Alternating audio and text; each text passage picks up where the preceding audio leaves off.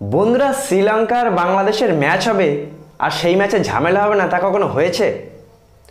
যেখান থেকে নাগিন ডান্স শুরু হয়েছিল তারপর থেকে কিন্তু শ্রীলঙ্কার বাংলাদেশের মধ্যে ইন্ডিয়া পাকিস্তান ইংল্যান্ড অস্ট্রেলিয়ার থেকে হাই ভোল্টেজ ম্যাচ সবসময় লেগে থাকে। আর আজকে দ্বিতীয় টি-20 ম্যাচেও কিন্তু ঝামেলা হয়েছিল। 3 ম্যাচ টি-20 সিরিজের প্রথম টি-20 ম্যাচে বাংলাদেশ 3 রানে হেরে গিয়েছিল। 206 রান চেস করতে গিয়ে 203 রান করে বাংলাদেশ। তারপরে আজকে দ্বিতীয় টি-20 ম্যাচে 8 উইকেটে শ্রীলঙ্কাকে হারিয়ে দিল বাংলাদেশ টিম একেবারে ডমিনেট পারফরমেন্স করে। যেখানে প্রথম আজকে ব্যাটিং করতে নেমে শ্রীলঙ্কা প্রথম ম্যাচের মতো অত রান করতে পারেনি, মাত্র 165 রান করে। যেখানে আমরা দেখি যে বাংলাদেশের বোলাররা লাস্টের দিকে গিয়ে কিন্তু অনেক ভালো বোলিং করে, যেটা প্রথম ম্যাচে করতে পারেনি। আর 165 রান চেস করতে নেমে বাংলাদেশের ওপেনার সৌম্য সরকার আর লিটন কুমার দাস ভালোই শুরু করেছিল। 68 রানের ওপেনিং পার্টনারশিপ আমরা দেখতে পেলাম, যেখানে আমরা লিটন কুমার দাসের থেকে বা সৌম্য সরকারের থেকে প্রথম দিকে আমরা ভালোই কিন্তু দেখছিলাম যে তারা ভালোই ব্যাটিং করছিল। কিন্তু 3.1 ওভারে যেখানে আমরা দেখতে পেলাম বিনুরা ফার্নান্ডোর একটা বল সৌম্য সরকারের ব্যাটের কানায় লেগে উইকেট কিপারের কাছে যায়। বলার আবেদন করে, উইকেট কিপার আবেদন করে, আম্পায়ার আউট দিয়ে দেয় ইনসাইড এজি লেগে।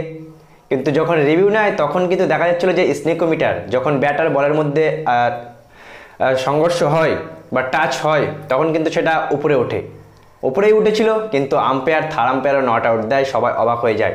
শ্রীলঙ্কান প্লেয়াররা মানতে রাজি না। তারা আম্পায়ারের সাথে প্রায় 3-4 মিনিট 5 মিনিট ধরে তর্কাতর্কি করলেও আম্পায়ারের ডিসিশন কিন্তু সেই নট আউটই থাকে।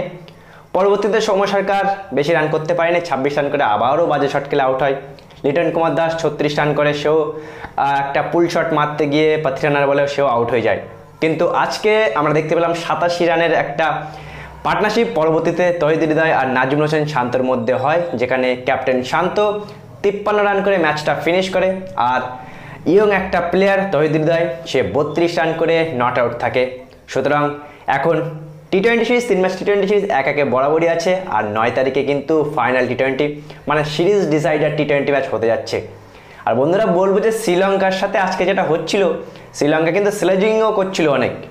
আর যেহেতু ফাইনাল টি-20 ম্যাচটা তৃতীয় টি-20 ম্যাচটা ফাইনাল হতে যাচ্ছে, সুতরাং ফাইনালেও কিন্তু আমরা এটা দেখতে পারি যে আবারও ঝামেলা বা আবারও একটা রেষারেষি কিন্তু শ্রীলঙ্কা আর বাংলাদেশের মধ্যে হতেও পারে। বাংলাদেশ তাদের ঘরের মাঠে অনেক ভালো ক্রিকেট খেলে, আজকে পুরো ডমিনেট করে ক্রিকেট খেলেছে। প্রথমে লাস্টের দিকে বোলিং করলো প্রথম ইনিংসে, আর দ্বিতীয় ইনিংসে আমরা কিন্তু প্রথম পার্টনারশিপটা 68 রানের দেখলাম শান্ত আর লিটন কুমার দাস আর সৌম্য সরকারের মধ্যে। আর দ্বিতীয় পার্টনারশিপটা আমরা দেখতে পেলাম match winning partnership captain Najmul Hossain Shanto আর তৌহিদ হৃদয়ের মধ্যে। সেই কারণে কিন্তু শ্রীলঙ্কাকে পুরো একতরফাভাবে হারিয়ে দিল। ফাইনাল টি-20 ম্যাচটা 9 তারিখে সিলেটেই হবে, আর ওই ম্যাচটা কিন্তু আরও হাড্ডাহাড্ডি হওয়ার আশা আমরা রাখতেই পারি।